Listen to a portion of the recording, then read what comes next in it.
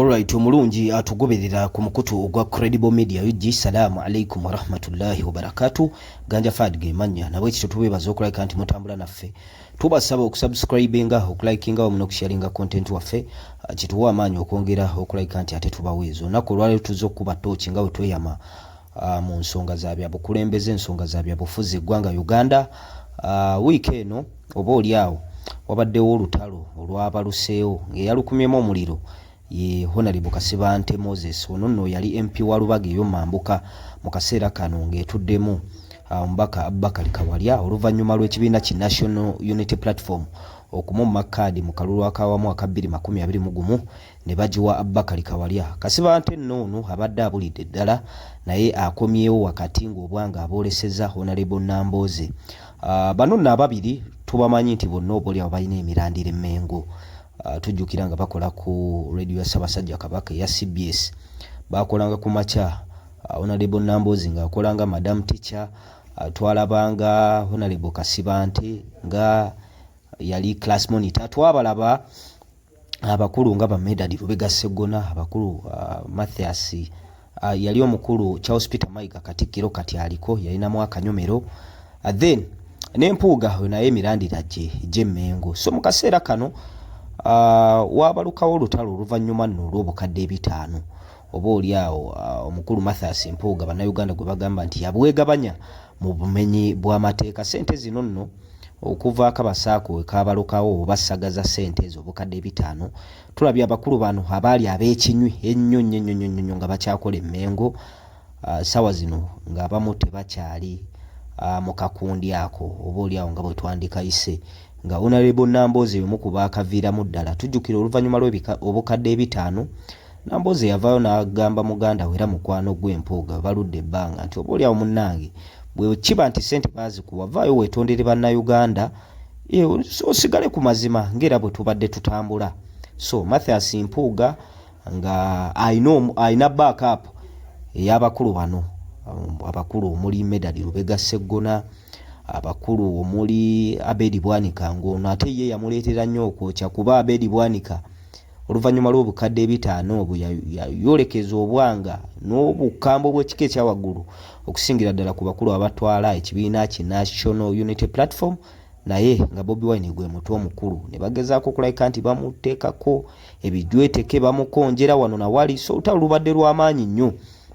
Atujjukira era n'omubaka owa Kira municipality yavaayo n'akola statement ku nsonga ezo zennyini ez'obukadde 5 n'agamba nti nze Mpuuga munnange nnyo we twazirunda obbi wange siyinza muvaamu ne bwe nandibadde nze mulamuzi ne bandeetera Mpuuga ogwo gwandinnemi naye nga tukimanyi bulungi nnyo nti omukulu ono Ssemujjunganda y'omu ku babadde bagezaako okulabika nti bavumirira ebikolwa bya President Museveni okusingira ddala ebya nepotism and tribalism. Ekifaananyi kye tuyinza ossiigamu mu point eyo kyekifaananyi eky'omukulembeze okusembeza abooluganda abakona ab'emikwano oba oliawo kibaleetera okunafuwa. For instance nga abantu baabwe bano mikwano gyabwe babe banganda zaabwe nga beenyigidde mu bumenyi bw'amateeka kibabeerera kizibu okuba blaminga. Era omukulu Ssemujjunganda yaleeta example ez'abakulu nga Bambabazi n'abakulu abalala bangi nnyo oba oliawo abeenyigira mu bumenyi bw'amateeka.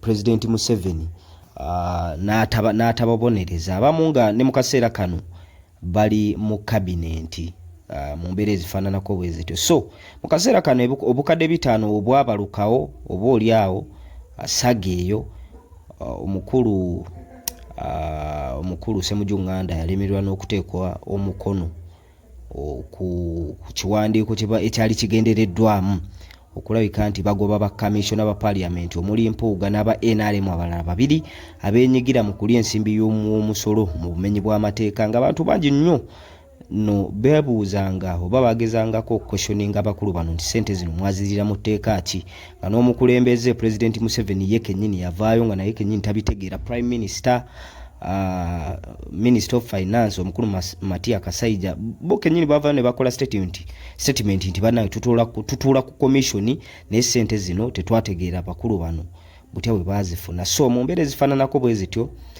mukulu Ssemujjunganda era yakwestioninga nnyo. Tujjukira saga ya Jimuweezi ey'okulya sente z'abalwadde ba Mukenenya nagezaako nnyo okuteekako Mwami Museveni akazito naye kyatuuka ku wuwe olulimi ne lutandika okutagala. Sseggona ye no yavaayo n'akola statement n'agamba nti ensimbi obukadde obutaano mpoga ze baamuwa zaalina ntono nnyo ne bwe bwandibadde buwumbi. So bano betwogerako baali bakinywi nnyo kya Nambooze. So mukulu ono Kasibante ndowooza twali twakoma okuwulira eddoboozi li mu kalulu ka 2021 nga kabindabinda okuviira ddala ba mu makadi ne bamukuba n'akalulu. Abubakari Kawalya yali yasirikira ddala n'azzeemu ate okulabika nti asitula eddoboozi mu nsonga zino ez'obukadde 5 oba oliawo n'okugezaako okulabika nti obwanga aboolekeza eyali kyaliwe oba we baali ab'ekinywi. Maama Nambooze ono omubaka omukyala akiikirira abantu b'emukono mu mbeera ezifaananako bwe zityo. Kino nno kireetawo ebibuuzo eri bannayuganda era twalabye ba political analysts okusingira ddala b'ekibiina ki National Unity Platform nga bagezaako nabo obwangu okuboolekeza Kasibante ne banne.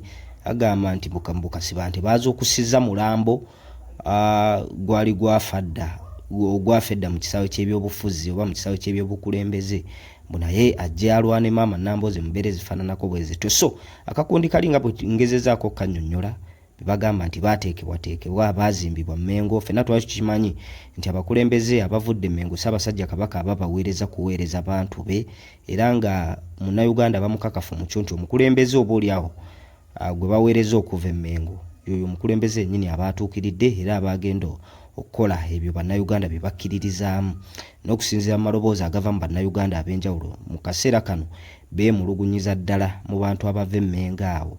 So mu mbeera ezifaananako bwe zityo Nambooze alinga eyabaawukanamukko era kye kimu ku kimuleetera okumulwana n'okumukuba blackmail ye kusigala oba oliawo ku principles oba kowa principles z'ekibiina ki National Unity Platform. Omukulembeze waabwe Robert Kyagulanyi Ssentamu zagezaako okulabika nti asimbako essira obwerufu kikulu nnyo transparency n'okulabika nti ensimbi y'omusolo todiibudwa bwetyo era n'abanga eddoboozi lye alisitulira ddala n'agamba nti ne bw'aba kyali wange ono Eddie Mutwe wetugulubye ebbanga wetuwangadde ebbanga bwe kiba nga azannyira mu mateeka g'ekibiina ki National Unity Platform bannayuganda oba oliawo ge bakkiriza nti obukulembeze obutuufu bulina okulabika nti butambula butyo naye kennyini ajja kulabika nti takola tamunyigira ku liiso.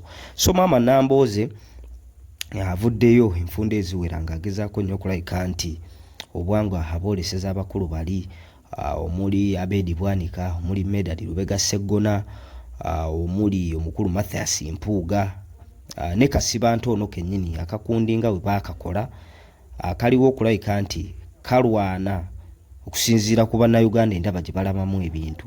Bwe kiba nga obukadde 5 bwagabanyizibwa mu bweru w'amateeka omukulembeze wo n'avaayo n'akugamba nti bannange weetonde oba oliawo ku lw'ekibiina tuleme kuswala kuba ggwe omu ku bakulembeze oba oliawo bannayuganda be babadde balabamu bwe babadde balabira mu kifaananyi kiri ddala ekyobukulembeze omuntu omwerufu omuntu omukkakkamu omuntu omwetefutefu okulabika nti alwanyisa ebikolwa byonna ebiri mu gavumenti ya Mwami Museveni okusingira ddala obuli bw'enguzi obubadde mu bagavumenti officials baminisita ba MP.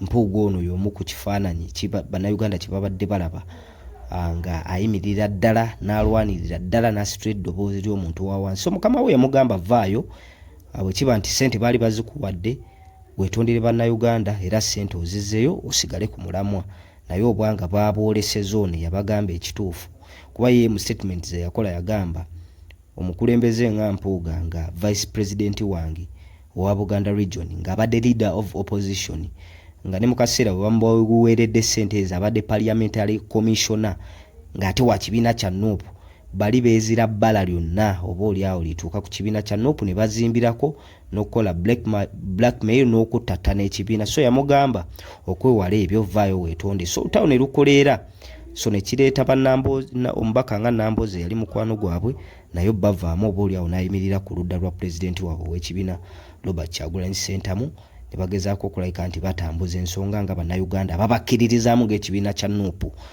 bwe bazaagala zitambule. Kaakati olutalo bano ba Kasibante bavuddeyo ne balukumamu omuliro ne boogera ebijweteke naye abaana bamusabudde ku mikutu gye mugatta bantu eyo nga bw'obamanyi. sibangu ne bamulangira nti okuva lwe yava mu parliament alunda ngulube za mukulu Salimu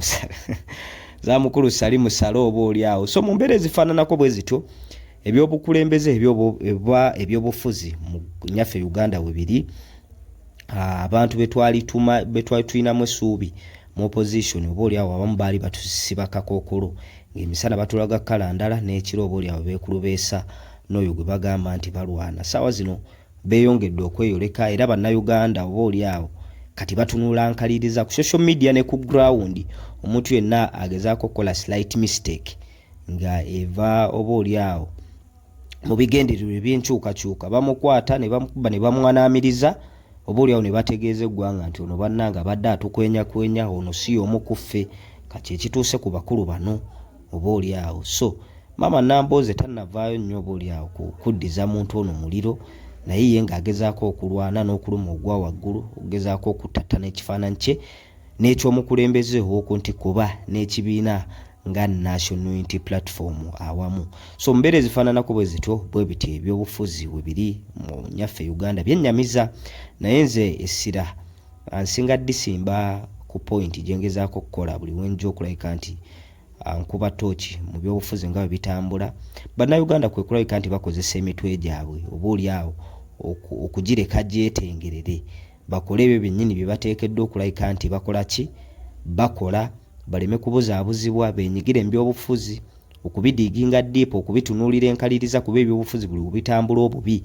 Bannayuganda abali ku ground be banyigirizibwa. So mu mbeera ey'okuba nti obukulembeze obuliko owulira nga tobukkirizamu, owulira nga bukuvukira ku kyattaka, gwe kennyini olina okusitula eddoboozi n'okuteekamu ebikolwa okulabika nti olwanirira obukulembeze oba oli awo omutima gwo bwe guyaayaanira oba oli awo binaateekateeka future y'abazzukulu n'abaana bo okuba bright oba oli awo bo obutayita muggwe by'oyise mu mbeera ezifaananako bwe zityo.